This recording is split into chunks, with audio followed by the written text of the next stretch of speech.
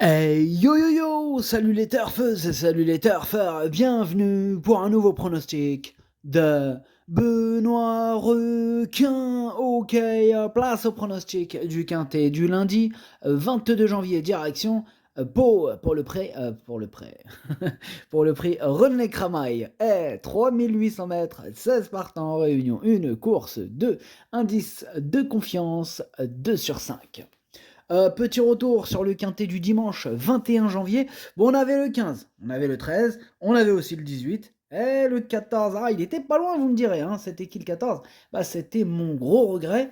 Et c'était qui le numéro 12? C'était le fameux chef de ma liste des possibles casseurs de tickets repérés. Bon, là, il a fait le taf. Là, pour casser du ticket, mon copain, il en a cassé le 12. Ouais. Alors pour les VIP ce dimanche, on a quand même un ticket multi en 5 qui est passé. Bon, vous me direz, c'est mieux que rien.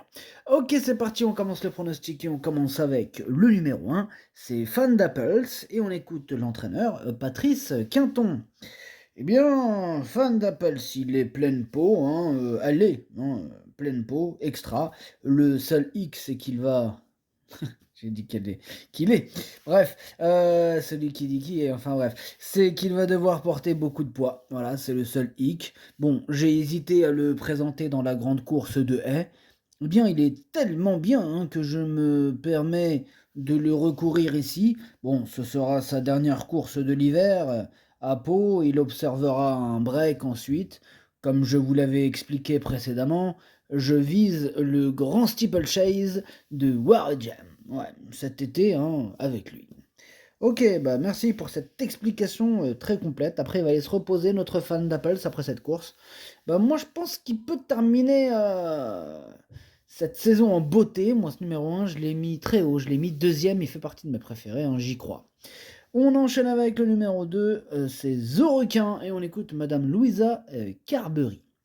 Zourequin nous a déçus. Son jockey m'a confié qu'il avait été pris de vitesse et qu'il n'était jamais réellement rentré dans la course. Le terrain pas assez lourd a peut-être aussi joué contre lui. Bon, la piste s'étant un peu alourdie, je retente avec l'espoir de le voir se réhabiliter. Il est resté en forme et jugé sur ses performances antérieures, sa chance est évidente. Bien évidemment, Madame Lou Zuckerberry, comme dirait, je ne me rappelle plus qui, c'est mathématiquement possible. Mathématiquement, oui. Bref, ce numéro 2, il me fait peur. Sachez que c'est lui mon gros regret, c'est lui mon cheval de complément en cas de non partant. Attention possible, cassage en vue. On passe au numéro 3, Mishka Desmottes, et on écoute Mademoiselle Camille Pelletier. Mishka Desmottes, il est arrivé à Pau, car la pluie a tardé à arriver à Cagnes. Bon. Alors, ses débuts palois sont très bons, il semble être resté en très belles conditions. Alors certes, il doit porter l'un des plus gros poids de l'épreuve, mais c'est ainsi. Avant le coup, tous les feux sont au vert pour réaliser une belle performance. Tous les feux sont au vert, nous dit mademoiselle Camille Pelletier. Je suis d'accord, moi, il fait partie de mes préférés, ce numéro 3. Je l'ai mis très haut, je l'ai mis troisième. On passe au numéro 4, Jordan, si on écoute mademoiselle Danielle Hamel. Eh bien, Jordan, s'il est très bien, c'est pour cela qu'on essaie dans ce quintet, sachant qu'il faut absolument le cacher, car il a tendance à venir trop tôt et après, il reste là, pour finir. Il vous regarde comme ça, il reste là.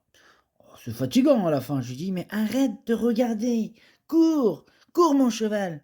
Oh, il est là, il regarde. C'est compliqué. Voilà. Bon, alors, avec un super parcours, je le crois capable de réaliser une vraie belle performance. Kevin Nabet le connaît, et le cheval connaît Kevin. Oui, parce que si on connaît que d'un côté, ça va être compliqué. Ils se connaissent mutuellement, ça c'est bien. Bon, bref, j'espère que je ne vous ai pas embrouillé. Je vous répète, Kevin Nabet le connaît, et le cheval, un super coup de rein. Voilà. Donc ça, si ça peut vous aiguiller, un coup de rein, il est fini l'arrivée, tu vois, comme mon copain, voilà. Ouais, ça se passe comme ça. Bref, ce numéro 4, il me plaît beaucoup lui aussi, je l'ai mis quatrième. On passe au numéro 5, Numérus Borgette, et on écoute David Satalia. Numérus Borgette a très bien récupéré de sa récente course à Cagnes, où le terrain ne lui correspondait pas trop. Ouais, il était pas content. C'était en fait trop rapide pour lui. Trop rapide, non, ça va pas. Voilà. Bon, alors là, cette fois-ci, il a tout pour réussir dans ce quintet, car Il fait bien le lourd, et Bertrand Lestrade, avec qui il s'était classé troisième d'un quintet à Auteuil, va le retrouver. Tout ça pour vous dire il faut voir, bon, s'il a la pointure de ses adversaires, mais une place hein, est dans ses cordes. Ouais, bah je suis d'accord avec notre ami David Satalia. Moi, ce numéro 5, hein, je l'ai gardé, j'y crois, je l'ai mis sixième. On enchaîne avec le numéro 6, Aberdeen Street, et on écoute François Nicole. Aberdeen Street m'a beaucoup plu hein, dernièrement. C'était un retour sur les haies et il s'est très bien défendu hein, dans un lot de bonne facture. C'est un cheval qui revient au mieux et je profite de l'avoir vu bien se comporter sur les haies pour tenter l'aventure dans ce quintet. Alors, difficile de dire qu'il peut s'imposer, hein, mais je le crois capable de jouer un très bon rôle. Ah, moi, il me fait peur ce numéro 6. D'ailleurs, c'est lui le chef et le capitaine de ma petite liste des possibles casseurs de tickets repérés, donc attention, attention. On passe au numéro 7, Jet 27, et on écoute Fabrice Fouché. Eh bien, Jet 27 est un cheval qui avait déjà montré de jolies choses, hein, avec 2 courses dans les jambes et un retour sur un tracé qu'il affectionne, il a renoué plaisamment avec le succès. Et il a très bien récupéré, et ce quintet est une suite logique. Hein. Sur sa lancée, il essaiera de surmonter la pénalité de 7 livres. Avec sa forme actuelle, on a le droit d'y croire. Et oui, vous avez le droit d'y croire, Fabrice. Même bon. Bon, voilà, moi j'en ai préféré d'autres, mais c'est quand même un regret. Il me fait peur aussi ce numéro 7. C'est mon deuxième cheval de complément en cas de non partant. On passe au numéro 8, Hermitage, et on écoute Gabriel Linders. Hermitage vient de fort bien tenir sa partie dans le quintet de référence et a progressé sur cette course. Hein. Une nouvelle ligne est à surveiller, celle des 5 ans du 31 décembre, hein, le prix Fernand Roy. Mais la lice est à 0 et le terrain s'assèche, ce qui lui sera favorable, hein, il a une bonne chance. Ouais, bah c'est tout simplement lui, mon préféré, ce numéro 8, hein, je l'ai bien sûr installé en tête. On passe au numéro 9, EG, on écoute Madame Isabelle Paco. EG est restée en bonne forme, hein, il n'a aucun souci. Elle aime bien Pau et tourne autour de sa course. Je pense qu'elle n'a pas de marge, mais la dernière fois, elle a bénéficié d'un très bon parcours. Sa place est à l'arrivée s'il n'y a pas d'embûche et que son jockey, si son jockey il arrive à lui donner le bon parcours. Ok, et ben en espérant qu'il ait un bon parcours, EG, moi je l'ai gardé, il me plaît bien, je l'ai mis cinquième. On enchaîne avec le numéro 10, Freelord d'Anjou, et on écoute Sidney Dufresne. Freelord d'Anjou vient de bien courir, finissant très près d'Hermitage et Idji. Le cheval est remonté à Maison Lafitte ensuite et a bien récupéré. Il a travaillé tranquillement et on n'a fait que de l'entretien car il est prêt. Il est de retour à Pau depuis vendredi. Plus le terrain sera profond, mieux ce sera. Monté un peu plus près, il peut obtenir un meilleur classement. On se déplace en confiance. Bah moi, il me plaît bien ce numéro 10, mais je l'ai gardé plutôt en bout de combinaison. On passe au numéro 11, c'est Joshua Moon, et on écoute mademoiselle Camille Pelletier. Joshua Moon s'est montré plutôt discret pour sa première sortie pour nous. J'espère que le fait de revenir en haie, discipline de son dernier succès, sera un point positif. Il sera muni d'œillères classiques pour l'occasion. J'espère qu'il pourra accrocher une place. J'espère pour toi, mademoiselle Camille Pelletier, mais bon, moi maintenant, ce numéro 11, je ne l'ai pas retenu.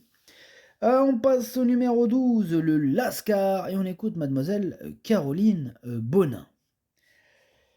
Le Lascar a réalisé une bonne course de rentrée, il est monté dessus et a bien travaillé. J'appréhende la fameuse deuxième course de rentrée, mais David Gallon va le monter comme à son habitude, près des premiers. Il a très froid. Non, pardon, il est très froid. Apprécie le terrain lourd et Pau. Je serais déçu qu'il ne soit pas à l'arrivée, d'autant qu'il est bien placé au poids.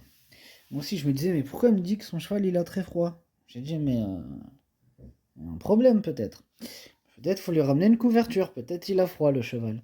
Non, c'était il est très froid. Bref, ce numéro 12, je l'ai pas retenu. Par contre, il est à l'arrière de ma petite liste des possibles troubles faits. On passe au numéro 13, c'est J'ai la cote et on écoute Nicolas Paysan. J'ai la cote effectue une semi-rentrée afin de préparer le printemps. Le cheval n'est pas à 100%, Cette course va permettre de terminer sa préparation, hein. Bon, il me paraît en assez bonne forme et bien placé au poids. Bon, il affronte les vieux, mais le point d'interrogation, c'est le terrain lourd de peau qu'il va découvrir. Bon, sans en être un adepte, hein, le cheval peut nous surprendre, s'il s'adapte au terrain, bien sûr. Oui, bien sûr, c'est cela, oui. En tout cas, moi, ce numéro 13, je ne l'ai pas retenu. On passe au numéro 14, Jibou Jagen, et on écoute Madame Louisa Carberry. Gilou Jagen s'est imposé de belle façon et pénalisé de 6 livres, on se retrouve cette fois dans le quintet. A l'inverse de mon autre pensionnaire, il ne faudra pas que la piste soit trop lourde, mais sur sa lancée, j'espère le voir bien se défendre. Ouais, en tout cas, moi, ce numéro 14, je l'ai pas retenu non plus, mais il est en plein milieu de ma petite liste des possibles troubles faits. On passe au 15, Hôtel Dieu, et on écoute David Mélin. Hôtel Dieu est resté aussi bien que lorsque j'ai présenté dans le quintet, lorsque je l'ai présenté dans le quintet du 2 janvier. Bon, il a commis des fautes, hein, ce jour-là qui l'ont empêché d'obtenir un meilleur classement. Mes ordres n'étaient pas forcément adaptés, hein, on aurait dû le monter plus près des premiers, ce qui sera le cas lundi, hein, pour éviter des efforts inutiles. Il a le droit de faire l'arrivée et peut prendre un chèque. Ah, il va tenter de prendre un chèque. En tout cas, moi, je ne l'ai pas suivi dans cette histoire de chèque, car je ne l'ai pas retenu, tout simplement. On termine avec le numéro 16, invité de marque, et on écoute mademoiselle Anne-Sophie Paco. Invité de marque a montré qu'il était compétitif dans cette catégorie, hein, étant battu de fort peu pour un meilleur classement. Il va se présenter dans un excellent état de forme et mettra à profit son petit poids. Logiquement, j'en attends une bonne performance. Ouais, moi, il me plaît bien ce numéro 16, hein, j'y crois. En plus, il devrait avoir une petite cote sympathique. Et je l'ai gardé en toute fin de combinaison, attention à lui. Le pronostic, ça donne 8, As, 3, 4, 9, 5, 10, 16. Merci d'avoir suivi cette vidéo. N'hésitez pas à mettre un pouce bleu si la vidéo vous a plu. Pour accéder à tous mes tickets pour la course du Quintet, rendez-vous directement en description de la vidéo. À jouer avec modération. Bonne chance, chopez-le moi. Ciao.